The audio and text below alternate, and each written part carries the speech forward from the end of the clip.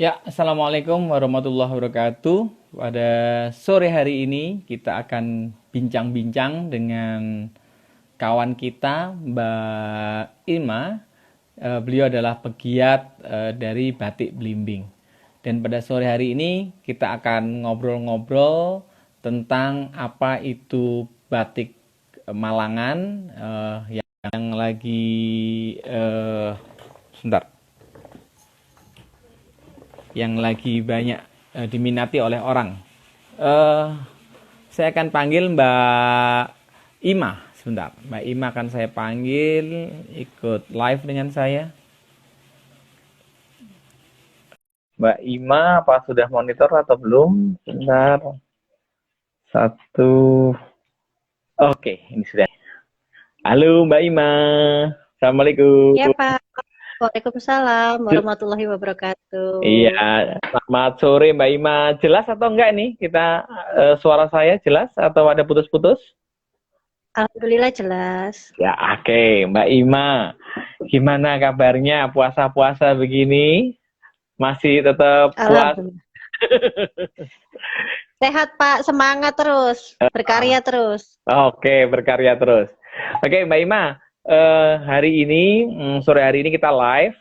Namun live kita Mm-mm. juga akan saya rekam. Nanti akan saya masukkan ke YouTube. Jadi nanti tetap kita bisa bicara-bicara ya. Dan hari ini ada Siap. Mas Mas Rofi yang dari SMA Islam dari Gasek, dan masih banyak yang ada teman-teman lagi yang akan bergabung. Ada Abdul Malik, ada yang lainnya. Ya, Mbak, em, karena temanya hari ini adalah tentang batik Malangan, saya ingin Mbak Irma cerita, karena kita tahu ini kan batik Malangan itu adalah batik yang ada di Malang, desainnya juga desain Malang, tapi orang masih belum tahu sebenarnya yang dimaksud dengan batik Malangan itu batik bagaimana sih, Mbak?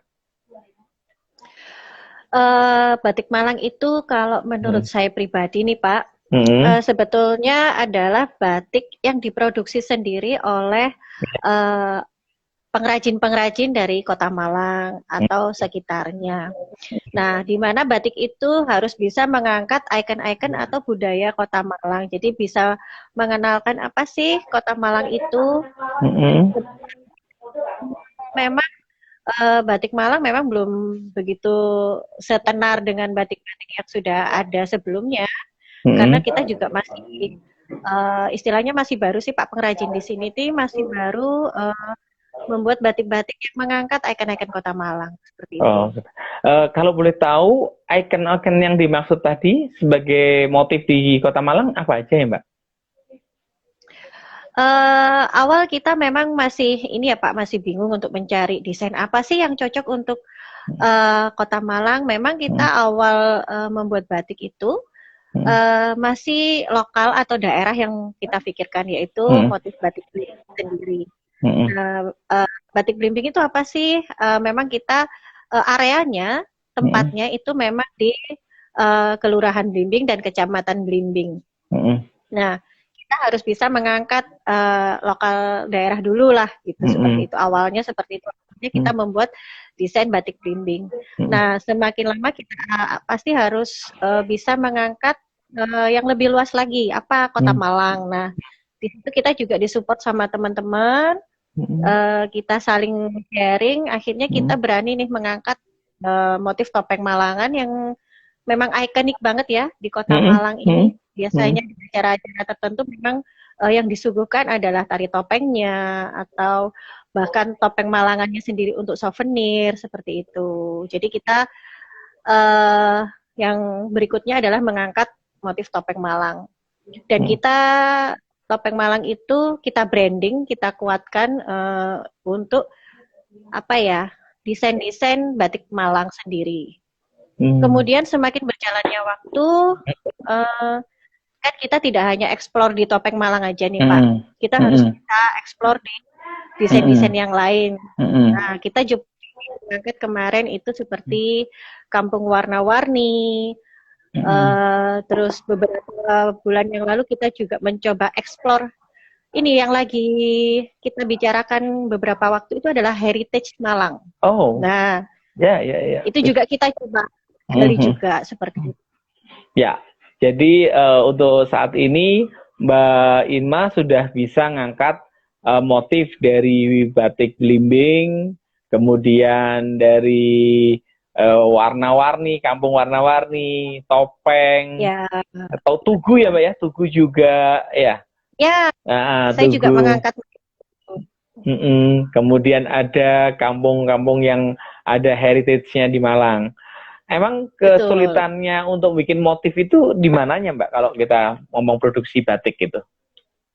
Nah, memang tidak apa ya Pak ya, kalau kita membicarakan tentang batik itu yang pertama terfikirkan itu pasti orang bilangnya sulit. Nah, pasti ribet, pasti bikinnya aduh bikin pusing. Nah, di sini kita mencoba menyuguhkan bahwa membuat batik itu tidak serumit atau tidak seribet apa yang kita bayangkan. Nah, di sini kita mencoba menampilkan apa ya, desain-desain yang modern, yang tidak klasik, sehingga apa, mudah mudah dimengerti sama kita. Kan pengennya nembak semua kalangan nih Pak, nggak cuman dari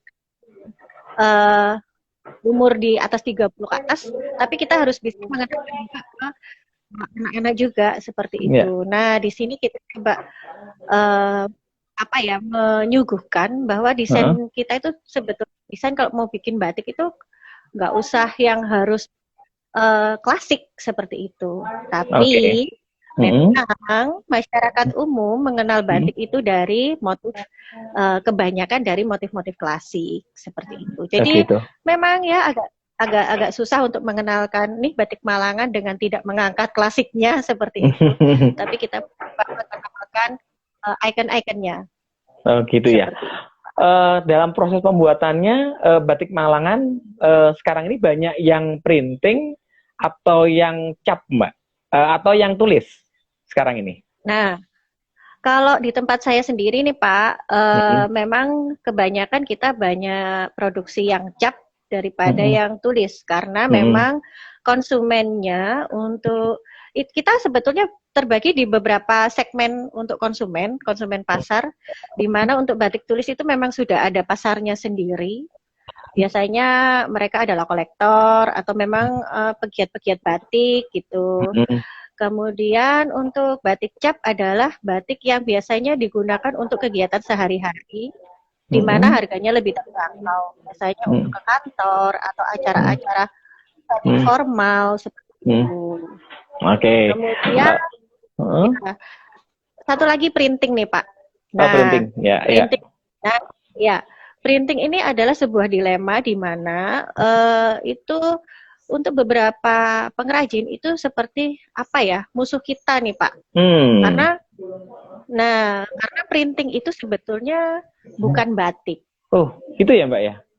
Iya, printing itu bukan batik. Dong, kalau bukan batik? Nah, di sini nih Pak ilmunya yang sering saya bikin kayak workshop atau pelatihan tuh kita mengenalkan apa sih batik itu yang paling utama. Ya, yang dimaksud batik itu adalah sebuah proses di mana kita menorehkan malam, lilin malam itu dengan menggunakan canting dan proses-proses lainnya, itu yang dinamakan batik. Jadi batik itu lebih sebetulnya yang lebih dihargai itu adalah prosesnya, Pak. Nah, itu adalah batik. Apapun motifnya, apapun yang akan kita gambarkan, selama menggunakan proses pembatikan itu batik. Nah, kemudian kita tadi sebut printing kan, Pak ya? Iya, iya. Nah, apa sih printing itu? Kenapa sih kalau orang awam tuh lihat orang batik di situ cuma 50.000 dapat, sekian dapat. Apa batik Malang cenderung mahal seperti itu, Pak. Betul. Nah, gitu. Ya, memang karena di pasaran yang kita temui adalah kebanyakan produk-produk printing. Produk printing itu produksinya tidak melalui proses pembatikan, tapi dilakukan oleh perusahaan-perusahaan garment dengan proses seperti kurang lebih seperti proses sablon. Oh, jadi, gitu ya? Ya.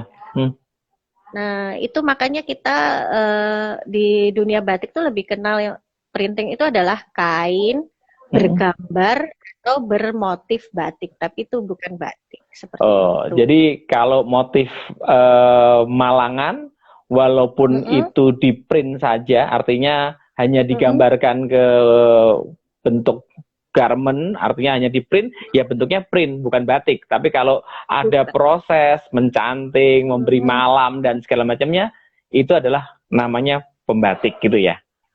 Ya, Ya, betul Pak, itu oke. namanya batik. Mbak Ima, saya kok tertarik di belakangnya Mbak Ima itu ada motif-motif apa ya? Tolong dong Mbak diceritakan apa, saya kurang tahu ini. Ya. Nah, ini nih Pak, ini yang pertama yang saya tadi bilang, ini adalah motif kita mengangkat motif apa? Kampung warna-warni. Oh, Nah, ini bisa warna-warni. dilihat. Ya. Nah, nih. Oke. Ini kampung warna-warni. Di mana kita ini teman-teman suka bilang ini namanya batik Google Map nih Pak. Kenapa? Nah, di sini isiannya ini ada tulisan daerah-daerah di Kota Malang. Ini ada Ororodowo, ada Polehan. Oke, iya iya. Menarik Kemudian menarik. ada Jodipan. Nah, di mana di sini batik itu mengenalkan memang betul-betul ini loh tempat-tempat di Kota Malang ini seperti ini dengan secara nggak apa ya, kita nggak gabungkan dengan motif klasik seperti itu. Oke, jadi itu semacam peta ya, peta geografinya Malang dengan gambaran kampung warna-warni sebagai ikonnya ya. Dan ini bisa dikatakan sebagai bagian salah satu motif batik yang sekarang lagi dikerjakan oleh Mbak Aul atau Mbak Ima ya. Ada motif lainnya yang lagi dikerjakan? Yang lagi ini dan nah yang ini adalah ini kita juga memproduksi di mana batik yang kadang orang awam tuh lihat ini batik nih karena ribet nih. Nah, tapi kita tetap munculkan desain topeng Malangnya untuk ikon Kota Malang. Oke. Nah, iya. Ini yang biasanya disebut branding nih Pak. Oke. Nah, kita jadi brandnya ada di topeng Malangnya. Oke, jadi dengan rumitnya tapi masih memunculkan ikonnya Malang, yaitu topengnya. Betul. Gitu ya Mbak ya. Oke, itu kalau boleh tahu, itu tulis atau cap Mbak batiknya ini yang lagi ditunjukkan Mbak Ima ini? Nah, kalau yang Kampung Warna-Warni tadi full tulis. Kalau yang ini semi nih Pak, ini campuran antara tulis sama cap. Kemudian ke bawah lagi kita ada nih. Ini cap tapi menggunakan zat warna alam. Cat ya penggunaan zat warna alam. Oke. Ya, jadi kita tidak hanya menggunakan zat warna sintetis, tapi kita juga menggunakan zat warna alam juga. Oh, mungkin ini yang disebut dengan batik organik gitu ya Mbak ya? Ya betul. Jadi batik organik itu memang bahan-bahannya memang organik. Oke. Ada lagi Mbak yang di bawah itu kok saya jadi tertarik itu merah muda itu warnanya. Nah, ini apa ini Mbak? Nah, ini warnanya memang lagi girly ya Pak. Jadi kita tidak hanya cuman kadang batik dipakai orang tua aja gitu.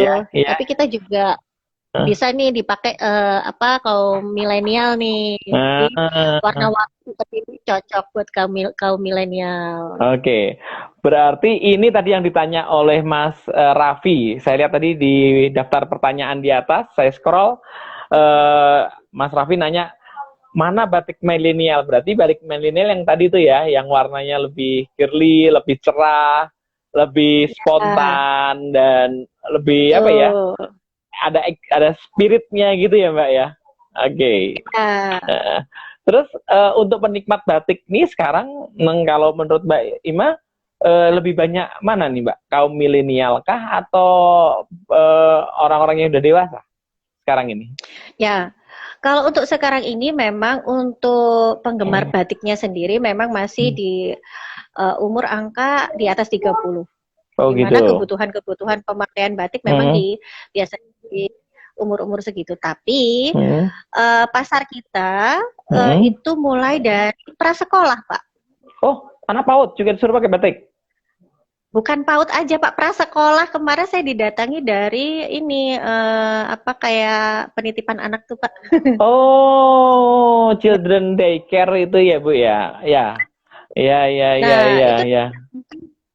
Ya. kita suguhkan, kita Heeh, ajarkan, oh, ini loh batik, ini loh heeh. prosesnya, ini batik Ya, Malang. ya. Meskipun Pak, kadang mereka eh, kalau kita lihat ngerti apa sih Pak umur segitu, Iya, iya, tapi iya. mereka tertawa, mereka baru tahu, oh ini canting, katanya Ah, begitu. oke. Ini buat batik. Ah, Jadi pengenalan mulai dini itu memang perlu. Jadi kalau untuk pasar dari anak prasekolah heeh. hingga anak usia-usia sekolah memang yang kita suguhkan adalah budayanya. Oke, jadi kita targetnya kalau kepada usia yang dewasa atau milenial adalah pemakaiannya. Namun kalau Betul. usia-usia prasekolah atau anak PAUD itu Mhm. lebih mengenal pada bagaimana kita mempertahankan kebudayaan kita. Batik sebagai budaya Betul, bangsa, begitu ya. betul, Nah, betul. terus tantangannya bagaimana, Mbak? Memberikan edukasi kepada anak maupun orang yang belum memahami tentang batik ini, pasti kan ada tantangannya ya. Tantangannya di mana, Mbak? Tantangannya memang banyak, Pak, karena Nah, memang, rata-rata orang pada masyarakat pada umumnya memang nggak tahu perbedaan antara batik tulis, batik cap, batik printing, hmm, itu yang sering keliru. hmm, Nah, itu yang sering mereka, "Ih, bagus ya, oh ternyata printing, hmm, bagus ya, oh ternyata ini bukan batik," gitu. Dan itu memang, apa ya, yang harus kita sharing, hmm, kita terus himbaukan kepada hmm, masyarakat. hmm. Setidaknya mereka mengenal, kemudian tahu, dan bisa mencintai budaya batiknya gitu. Iya, Nah, dan kendalanya sendiri memang karena ini handmade nih Pak, jadi nah, untuk rate harganya berbeda dengan batik-batik printing seperti itu karena prosesnya memang berbeda, membutuhkan waktu yang lama juga untuk bikinnya kayak gitu. iya. Mungkin karena faktor harga dan proses produksi yang panjang itu mengakibatkan biaya produksi lebih tinggi dibanding kalau kita bikin batik dari cap maupun yang lainnya ya, Mbak ya. Nah, hal-hal seperti Betul. ini gimana ya cara mensikapinya? Karena saya lihat di sini juga ada Bu Lilis dari The Seal Homemade, ada Pak Fahmi kayaknya tadi ada Pak Fahmi dari perindustrian. Bagaimana cara mensikapinya, Mbak?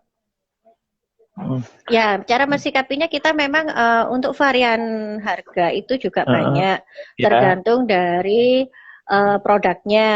Jadi kualitas produk itu juga kita lihat, Hmm. kemudian pemilihan-pemilihan bahan itu juga kita lihat untuk supaya kita juga harus bisa menjangkau untuk kalangan menengah ke bawah Hmm. gitu. Jadi kita pun di sini juga ada produk-produk yang 150, 175 itu pun masih batik Malang. Masih ada juga yang gitu ya. Oke. Dan kita upayakan memang harus bisa seperti itu, Pak, karena memang kita harus bisa apa dapat pasar dengan harga segitu. Iya, Mbak, kebetulan di sini juga ada Pak Iman. Pak Iman, halo Pak Iman dari travel. Beliau juga main di travel apa namanya luar negeri. Bisa nggak batik Mhm. Malangan itu menjadi salah satu souvenir yang bisa digunakan sebagai oleh-oleh bagi wisatawan asing yang masuk ke Malang? Bisa banget, Pak, bisa banget. Heeh. Semuanya itu bisa. Hmm. Nah, di sini ini tadi ada Ibu Lilis dari The Seal Hmm. Homemade. Kita Hmm. bekerja sama dengan beliau juga Hmm. untuk bikin souvenir-souvenir kayak tote bag, tempat Hmm. tisu atau souvenir kecil yang terbuat tetap dari batik Malang. Kita tetap Ah. bikin seperti Ya, itu. itu Bu, Pak Iman.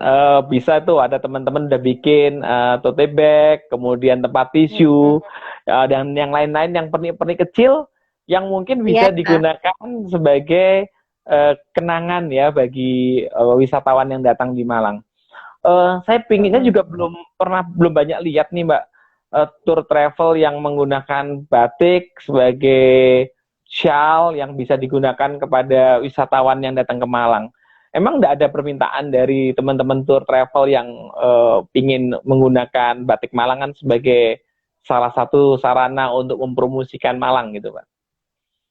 Ada sudah Pak, kita sudah bekerja dengan beberapa tour travel, tapi kemarin saya kerjasamanya dengan tour travel dari Jakarta, kemudian dari Bandung, itu mereka memesan shawl tapi ada logo dari perusahaannya mereka sendiri. Nah itu untuk ucapan ini selamat datang tuh Pak di bandara, mereka kalungin gitu, welcome gitu. Oke, welcome shawl-nya itu kita pakai batik Malang. Oh bagus, terima kasih Mbak Ima. Ini karena Mas Iman juga ngasih informasi kalau dibawa ke Malaysia, tamu-tamu Malaysia harus diurai. Karena jika masih dalam keadaan batik, kain, itu pasti akan ditolak, katanya begitu. Nah, tantangan-tantangan seperti ini, bagaimana cara mensikapinya, Mbak? Ya, memang tantangan terbesar kami adalah untuk produk fashion. Nah, yang siap pakai nih Pak. Sementara kami pengrajin ini tidak namanya pengrajin kita ilmunya itu adalah membuat batiknya, tapi belum sampai ke produk fashion. Tapi kita tetap berusaha untuk selalu bekerja sama dengan pihak-pihak yang bisa membantu kita untuk membuat produk-produk fashionnya itu. Memang kebanyakan sih dari tamu-tamu dari Malaysia itu memang mencarinya baju jadi atau yang instan lah, mereka langsung pakai gitu. Atau ini souvenir itu. Ya. Nah, tantangannya di situ. Tantangannya ya. Kalau kita kembali kepada masalah yang sekarang ini lagi kita hadapi, yaitu masa-masa pandemik ya. Produk fashion dari batik atau produk batik dalam kondisi seperti ini, apa yang dilakukan oleh Mbak Ima terkait dengan para pengrajinnya ini sekarang ini? Ya, memang masa-masa sulit, sangat sulit sekali Pak ini memang. Di mana saya mendapatkan banyak dari tamu atau customer kami itu karena gini, batik itu kan barang primer ya Pak, di mana mereka sangat butuh di masa pandemik ini memang berkurang. Tapi yang bisa kami suguhkan adalah kita tidak menjual batiknya nih Pak, kita menjual seperti workshopnya, kita jual bahannya, kita dari tutorial secara online seperti itu yang lagi kita kerjakan pelan-pelan seperti itu. Karena kan lagi mager nih Pak, di rumah terus, nggak boleh keluar, nggak ngapa-ngapain. Nah, udah itu kita mengajak customer, yuk kita bikin batik kecil-kecilan nih di rumah gitu. Saya bahkan ini dalam program mempersiapkan paket-paket seperti itu. Oke, jadi nanti atau sekarang ini sudah disiapkan paket-paket workshop ya Mbak ya, workshop untuk pembuatan batik maupun produk fashion lainnya. Nah, sekarang mau nanya ini, untuk saat ini apa sudah ada pembuatan workshop secara online, sudah pernah dilakukan atau belum Mbak untuk batik Malangan ini? Kalau secara online seperti kita lihat di YouTube atau apa itu memang belum Pak. Tapi biasanya customer kami itu yang suka belajar sendiri di rumah itu saling sharing nih Pak, saling sharing di WhatsApp. Mereka saling tanya, nih gimana sih cara bikinnya atau trik-triknya kalau cuaca seperti ini bagaimana atau bahan-bahannya bagaimana, dan kita tetap melayani ini pembelian secara online juga. Oh gitu, jadi tetap bisa dilakukan karena saya melihat begini, sekarang ini di dunia pariwisata, teman-teman pelaku pariwisata seperti tour guide sekarang mengadakan yang namanya kegiatan virtual tour. Jadi mana mereka melakukan proses storytelling kepada wisatawan, namun dipergunakan melalui virtual. Bisa kita gunakan Zoom atau yang lainnya, dan itu berbayar Mbak. Ya. Mungkin bisa juga teman-teman dari Batik Malangan dengan batik belimbingnya bisa menggunakan media itu sebagai salah satu cara untuk melakukan kegiatan tutorial secara live gitu. Dan saya happy kalau memang itu bisa terlaksana, kita bisa lakukan kegiatan semacam itu, Mbak. Bisa banget Pak, bisa banget. Itu bisa diadakan seperti itu. Karena Uh, terus terang nih Pak, sebelum masa pandemik ini sudah 3 kegiatan yang kita cancel, di mana kegiatan itu adalah kegiatan kunjungan ke tempat kami. Jadi gini, kalau kunjungan ke tempat saya itu kita tidak hanya menyuguhkan produknya saja, tapi mereka juga bisa belajar bareng untuk praktek bareng kecil-kecil seperti itu. yeah. Nah, itu adalah apa ya? Yang paling banyak dari tour travel ini suguhkan gitu ke wisatawan. Nah, Yeah. dan kebanyakan memang ya dari luar kota Malang nih Pak, mereka cari searching di mana bisa edukasi, kunjungan edukasi ke tempat-tempat seperti kamu gitu. Yeah. Nah, saya sangat berharap kalau memang bisa terlaksana online seperti itu. Ya, oke. Nanti kita pikirkan Mbak Ima. Saya tertarik sekali karena memang ada program dari Kementerian Pariwisata untuk tetap memproduksi promosi-promosi dan kegiatan-kegiatan yang meningkatkan daya tarik wisata setelah nanti pandemik ini selesai gitu ya. Dan itu bisa dimanfaatkan. Kembali lagi ke batik Malangan. Mbak, ada juga saya juga pernah dapat cerita bahwa motif batik Malangan itu yang benar adalah motif yang diambil dari relief-relief candi. Itu apa benar, Mbak? Ya, itu juga bisa, Pak, diambil dari relief candi. Karena Malang ini kan luas. Kita tidak hanya mengambil dari kota Malang saja. Kalau kota Malang saja lingkupnya kecil, jadi kita mau mengembangkan ikonnya juga kesulitan. Tapi kita lihatnya di Malang Raya. Oke. Dan motif kita di sini boleh saya lihat di sini juga nih ada motif ini kita ambil dari relief Candi Singosari nih Pak. Salah satu relief kita gabungkan dengan motif tubuh. Oke, ini juga motif yang bagus ya ini untuk ikonnya Malang ini ya. Dan warnanya juga bagus, ada perpaduan antara warna-warna klasik dengan warna-warna milenial. Ada warna merah, ada ungu, ada coklat dan segala macamnya. Iya. Mungkin Mbak Ima lagi batuk ya. Dulu Mbak, istirahat dulu. Saya ingin melihat. Tidak apa-apa ya. Oke. Mbak Ima, ini kan saya lihat semacam motifnya motif tabrakan ini ya. Motif klasik ditabrak dengan motif kontemporer. Ini gimana ceritanya nih, Mbak? Nah, jadi itu tadi Pak, kita kembali lagi, kita pengen menunjukkan bahwa kaum milenial itu pun bisa pakai. Nah, jadi nggak kelihatan tua juga gitu. Dimana motif klasiknya itu kita angkat dari relief candi. Dimana kita tabrakkan dengan warna-warna yang memang cerah, karena Malang itu saya lihat cenderung mereka itu bersemangat gitu Pak. Jiwanya itu semangat banget. Nah, akhirnya kita cari warna-warna yang memang kelihatannya seperti ini. Ada yang lebih mencolok, tapi kita tidak meninggalkan kesan-kesan, bukan menggunakan motif klasik, tapi kesan-kesan klasiknya masih kita gunakan. Oke. Seperti itu. Jadi kesan klasik tidak akan ditinggalkan, seperti kesan relief di Candi Singosari, Candi Jago, ada Candi Kidal, namun juga memainkan warna-warna yang menunjukkan karakternya Kota Malang ya. Orang arek Malang karakternya berani warnanya ya. Iya. Menarik. Yang lain lagi Bu? Yang lain lagi Mbak, boleh?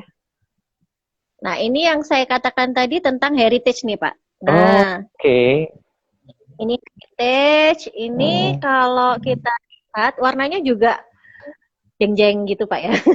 Warnanya jeng-jeng juga nih. Ya, tapi kalau Mas Pandu, coba kita buka. Iya. Oke. Oh. Nah, ini tetap kesannya juga ini Pak, nggak kesan tuanya nggak ada gitu. Iya, iya. Tapi Iya. ini ceria banget. Ceria, warnanya Nah, ini macam-macam. Hmm. Nah, ini yang kita angkat nih ada Tukuun. Hmm. Nah, Iya, ini iya, ada iya. Masjid Jame. Iya, Ini juga ada gereja. gereja. Heeh, Ini ada Balai Kota, ada iya. Tugu. Kita juga Oh, menampilkan Sarinah. Nih, ada Sarinah juga. iya, iya, iya, iya, Ada. iya. Jadi itu adalah kemarin saya kenapa bikin ini Pak? Saya dapat PR besar Hmm. dari ibu kita, dari ibu wali kota kita itu saya dapat PR besar. Hmm. Kita sempat kerjasama Hmm. untuk kegiatan pelatihan juga, di mana beliaunya menginginkan Mbak kita angkat heritage Kota Malang. Nah ini saya mikir Pak, mudir apa heritage Kota Malang nih. Iya, Nah iya, iya. ternyata ini nih Pak, Hasilnya ini ya. ketemunya memang tempat-tempat ikonik yang ada di Kota Malang. Apa sih yang ini suka didatengin orang tuh kalau ke Malang tuh kayak apa sih kayak gitu. Jadi ini. Ya, mungkin bisa ditambahkan Mbak nanti kalau mau gambar lagi motifnya motif penunjuk arah yang di depannya PLN itu Mbak. Itu ikonik juga itu Mbak. Jadi penunjuk Pak, arah itu keren itu ikonik. Kemudian kelenteng juga bagus buat motif. Kelenteng kemudian juga bisa dimasukkan lagi. Ada nih Pak. Kelenteng saya punya ya? nih. Mana kelentengnya? Nih kelenteng nih Pak. Itu bagus itu, kelentengnya bagus.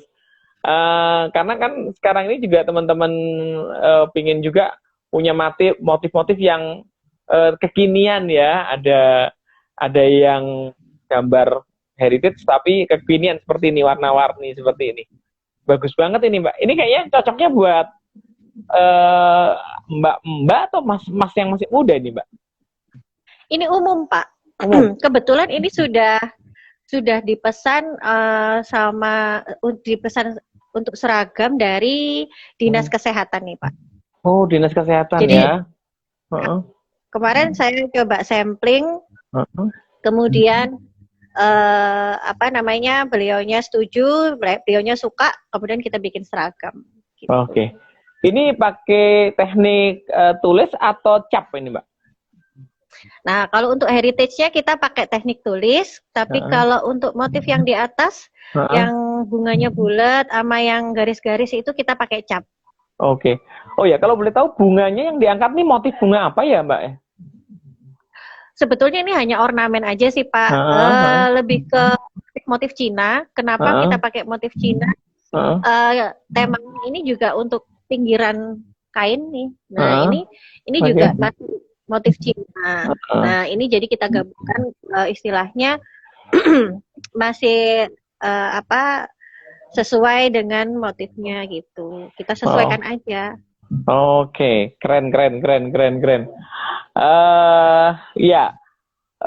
Ini ada juga komentar dari Mbak Lilis, The Seal Homemade. Ada Toko On. Emang Toko On gimana ceritanya kok Toko On juga bisa tampil nih gimana Mbak? Toko Un juga sering kan Pak ini tampil di TV nih untuk salah satu destinasi wisata kuliner. Oke, destinasi wisata kuliner. Dan dia tidak berubah.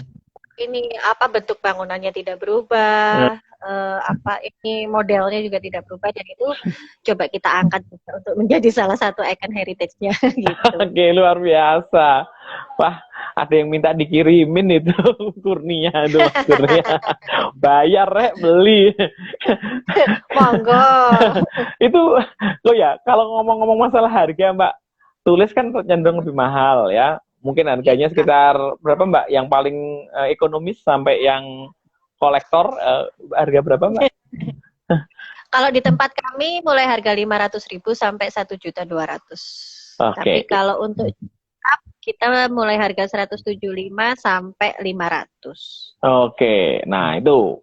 Nanti kalau kita pingin, terus kalau kita ada yang mau ketemu Mbak Ima untuk mendapatkan batiknya ini, harus kemana, menghubungi siapa, nomor teleponnya kan banyak orang nggak tahu Mbak. Ya, Nah, langsung aja Pak datang ke Batik Blimbing Malang, Jalan Candi Jago, nomor 6. ya. Atau bisa langsung kontak saya di 0813345858892. Oh, oke, berarti kita bisa lihat motifnya di Jalan Candi Jago nomor 6 ya, Mbak ya? Nah, ya. Oke, kalau kita mau lihat workshopnya di mana akhirnya, Mbak? Jadi, Kalau workshop kita buka setiap hari, Pak, kecuali hari Minggu dan tanggal merah. Jadi siapapun kalau pengen tahu kegiatan kita bisa datang. Kalau pengen belajar entah perorangan atau kelompok itu juga bisa langsung bikin jadwal dengan kita apa mau kegiatan untuk belajar bikin batiknya bagaimana atau kapan seperti apa. Oke. Dan karena masa pandemi ini Pak, kita hanya membatasi 3 peserta saja. Satu hari 3 peserta untuk belajar batiknya. Memang kalau Ya, untuk belajar batik harus dibutuhkan waktu berapa lama sih sebenarnya, Mbak? nah itu macam-macam nih Pak. Kalau untuk belajar batik itu kita punya pilihan apa ya? Pilihan programnya. Jadi saya ada yang 1 jam, ada yang 3 jam, ada yang 5 jam, ada yang beberapa kali pertemuan, tergantung dari peminat pesertanya. Kalau rombongan tour and travel biasanya kan nggak lama-lama ya, Mbak ya? Ya, itu biasanya mereka juga. Jadi gini Pak, kita tuh apa ya fleksibel sih. Kita punya program nih Pak, kita punya program seperti ini, kita coba suguhkan, tapi kita juga tidak menutup kemungkinan untuk menyesuaikan dengan waktu ataupun budget dari customer kita, gitu. Oh, jadi fleksibel antara waktu dan biayanya fleksibel. Iya, iya.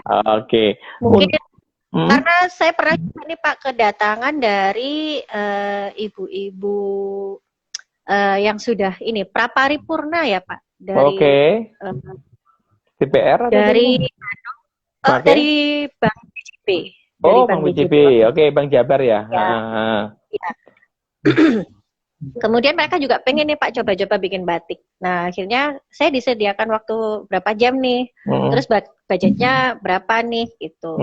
Oh budgetnya sekian Mbak, saya pengennya bikin yang apa, yang batiknya harga 75 nih. Waduh tapi waktunya nggak cukup. Oke nggak apa-apa Bu, kita yang menyelesaikan gitu. Karena mereka hanya pengen experience-nya aja Pak. Oke, jadi memang betul, sepakat. Jadi kalau pariwisata seringkali mereka itu yang butuhkan adalah experience. Karena experience itu yang mahal. Dan pengalaman-pengalaman itu tidak akan mereka lupakan. Dan sepertinya membatik adalah suatu pengalaman yang sangat luar biasa berharga buat tamu, wisatawan yang datang ke Malang gitu ya.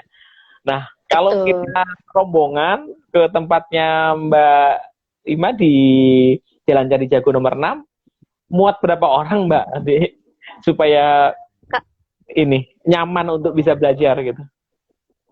Kalau di tempat kami antara 60-75 orang masih bisa Pak. 60-75 orang bisa ya? Waduh. Bisa, terus berapa jumlah instrukturnya Mbak kalau gitu? Menyesuaikan Pak. Nah kalau instruktur kita menyesuaikan dari jumlah peserta. Kalau pesertanya hanya sampai 5 orang ya 1 instruktur cukup. Tapi kalau sudah seperti itu tim saya terjun semua Pak.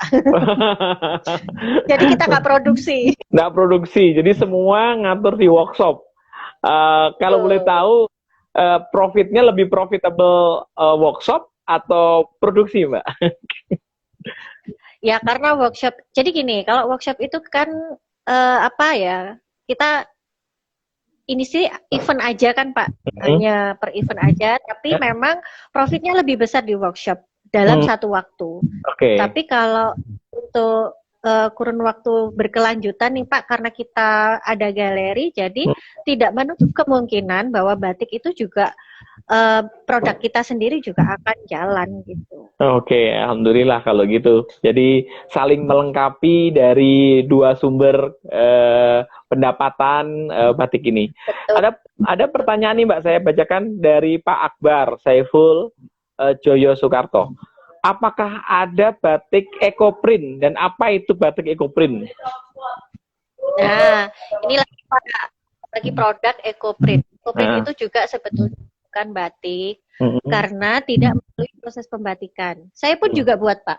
Ya, saya seperti juga apa? Buat ekoprint itu prosesnya dia menggunakan bahan-bahan natural. Oh, bahan-bahan natural ya, berarti organik juga ya, Mbak ya? Ya, bahan natural itu prosesnya kita menggunakan tumbuhan asli, pakai daun-daun, pakai tanaman asli yang kita sebetulnya prosesnya banyak banget. Jadi prosesnya tergantung dari kainnya itu sendiri. Ada yang dipukul-pukul, itu istilahnya di pounding. Ada juga yang istilahnya di steam, kita kukus. Nah, ini hasilnya nih. Mana Mbak hasilnya? Ini batik ekoprint atau bagaimana nyebutnya ini? Bukan batik, Pak, ini ekoprint. Oh, tanpa sebut. Nah, ini... Oh ya, saya lupa tadi. Jadi kalau batik itu ada proses pemalaman, ada proses pencantingan, ya, ada proses tan malam ya. Kalau ini motif batik yang make ekoprint gitu ya, Mbak ya. Nah, ini beda, sudah beda, Pak. Ini bukan termasuk batik ini sudah, Pak. Iya. Ini adalah ekoprint gitu. Jadi tidak termasuk ini hanya pengembangan pengembangan karya-karya kita di kain gitu. Nah, kayak gini nih, Pak, yang ini kita motifnya kita ambil dari daun jarak lanang.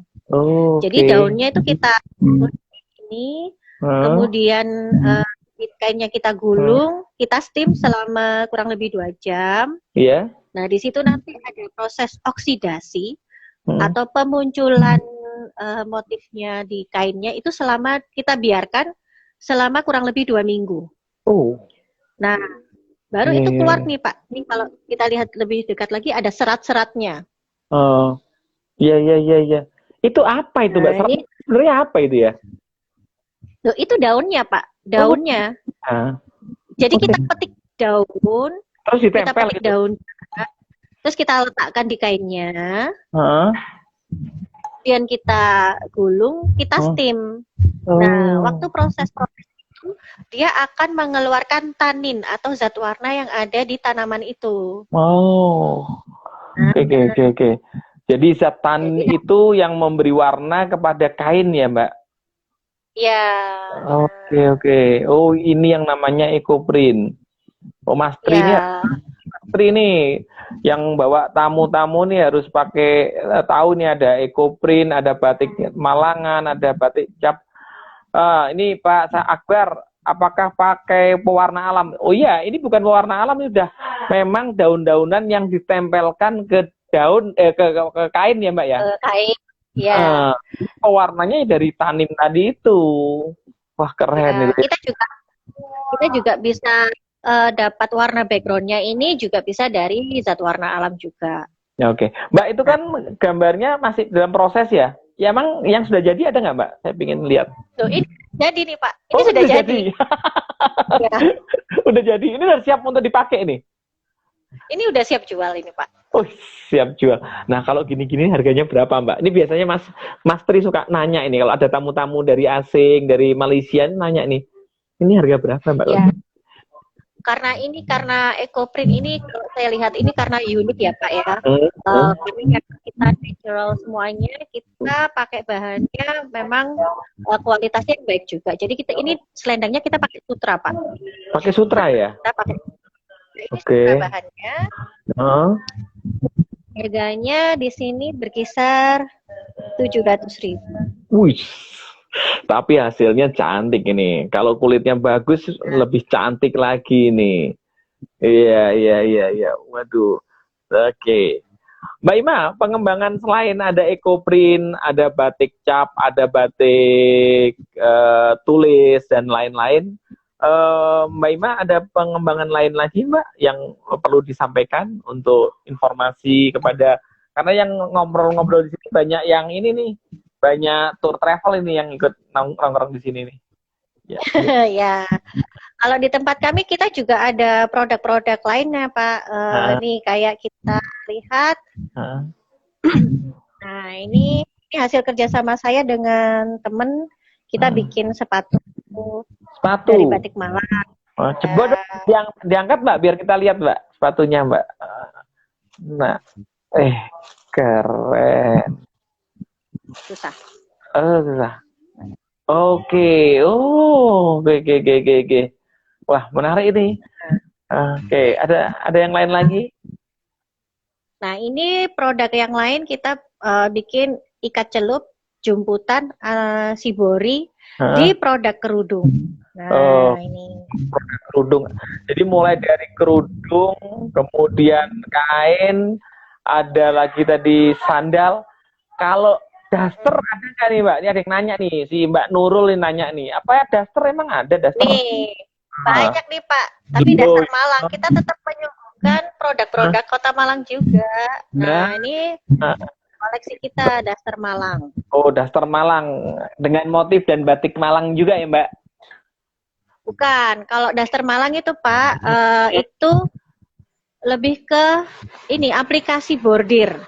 Aplikasi bordir. Enggak, maksud saya batiknya Malangan dibikin daster gitu ada juga ya? Eman Pak, harganya kan kayaknya agak mahal nih Pak. Masa dibikin daster? Ya kali aja ada yang mau motif batik Malangan dipakai daster ya. Oke, buat teman-teman yang tapi baru... itu bisa jadi satu tantangan nih Pak. Saya harus bikin daster Malang dengan harga. Iya, harus dong, itu tantangan juga tuh. Mas Tri yang baru bergabung, workshopnya tadi di Jalan Candi Jago nomor 6, Batik Blimbing Malang. Nanti temui Mbak Ima atau Mbak Aul. Oke, kemudian ada Pak Budi Fatoni. Oke, Pak Budi Fatoni nyampaikan bahwa beliau yakin bahwa batik Malangan mampu menjual, artinya mampu bersaing dengan batik-batik yang lain. Nah, gimana nih Mbak, kalau ada masukan seperti ini nih? Ya, memang kita harus bisa bersaing dengan produk-produk batik lainnya. Ya. Karena apa? Karena kita muncul itu bukan karena bukan dari dulu kayak kalau Kota Malang kan yang paling terkenal nih kulinernya nih Pak. Ya. Jadi kita juga harus bisa mengangkat batik Malang sebagai budaya kita juga gitu. Oke. Nah, ya itu memang harus butuh kerja keras dan semangat yang luar biasa. Oke, pasti Mbak Ima pasti bisa itu, pasti bisa. Oke, Mbak, ini ada pertanyaan agak nakal ini. Sebenarnya nggak nakal sih, tapi ini wajar. Pertanyaan dari teman-teman travel. Kalau bawa tamu ke sana, tour guide-nya ada dapat pemanisnya nggak, Mbak? Ada Pak, udah jelas. Tapi produk-produk di tempat kami itu memang harganya relatif bukan seperti pasar. Jadi kita bisa memberikan pemanisnya itu ada levelnya, ada tingkatnya di mana ada pembelanjaan di atas 1 juta baru ada itu Pak. Gitu. Karena kita kan harganya juga masih tinggi. Ya, itu Mas Tri, tolong didengarkan dan dijadikan satu peluang. Karena produksi di Mbak Ima ini tidak hanya produksi, tapi juga ada workshopnya. Jadi kalau ada tamu-tamu mau workshop 1 jam, 3 jam, 5 jam, atau berkali-kali hadir, itu bisa. Dan yang paling penting lagi, tadi kata Mbak Ima, workshopnya bisa menampung 70-75 orang ya Mbak? Ya. Nah, itu artinya 1 bus atau 2 bus bisa masuk semua ke sana. Nah, itu tantangan buat teman-teman. Gimana, Mbak? Kalau bis pariwisata sih di tempat kita sebetulnya bisa masuk, Pak. Karena di tempat masih kawasan lingkungan rumah rumah perumahan. Jadi biasanya untuk bis pariwisata yang isinya 60 orang tuh kita sarankan ke Masjid Sabilillah untuk parkirnya. Oke, jadi kalau yang bis besar-besar, ya, jadi kalau bis besar-besar yang daya tampung 50-60, parkirlah di Sabilillah.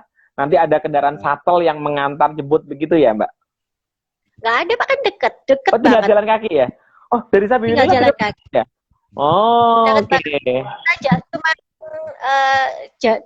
2 gang dari Masjid Sabilillah. Oke. Ya, kalau harga per pack workshopnya macam-macam nih Mas Tri, tadi udah disampaikan. Mas Tri Ya. dengerinnya di awal-awal ya. Jadi apa-apa, bisa saya ulangin boleh lagi. sampaikan, Mbak. Atau langsung kontak saya juga bisa. Oke, tapi kasih bocoran boleh deh Mbak, dikit-dikit kalau ini berapa hanya untuk ini aja, memberikan rasa penasarannya dia terpenuhi. Penasaran, ya. Ya, biasanya kita untuk workshop memang untuk paket yang waktunya pendek-pendek, sehari jadi itu antara harga kita di harga 30.000 sampai harga 70.000. Nah, dan peserta mendapatkan hasil karya batik yang digunakan. Oke, itu Mas Tri coba ada paket yang 30.000, 75.000 sampai waktunya juga fleksibel ya Mbak ya, tergantung nanti tamunya bagaimana ya. Nah, ini perlu dicatat nih buat teman-teman sekalian. Ya, diskusi kita hari ini menarik sekali karena kita bicara tentang batik Malangan, kemudian kita bicara tentang motif, termasuk pemasaran dan diversifikasi produknya. Dan waktu kita rasanya nggak cukup ya, udah hampir 1 jam ini ya kita ya. Nggak kerasa, nggak kerasa. Kita harus undur diri. Tapi sebelum undur diri, Mbak Ima mungkin ada yang mau disampaikan buat teman-teman atau siapapun yang ingin mengetahui batik Malangan, silakan Mbak Ima mau disampaikan. Ya, saya di sini sebagai pengrajin batik Kota Malang, saya selalu ingin menyampaikan bahwa di Kota Malang juga ada batik-batik yang mengangkat ikon-ikon Kota Malang.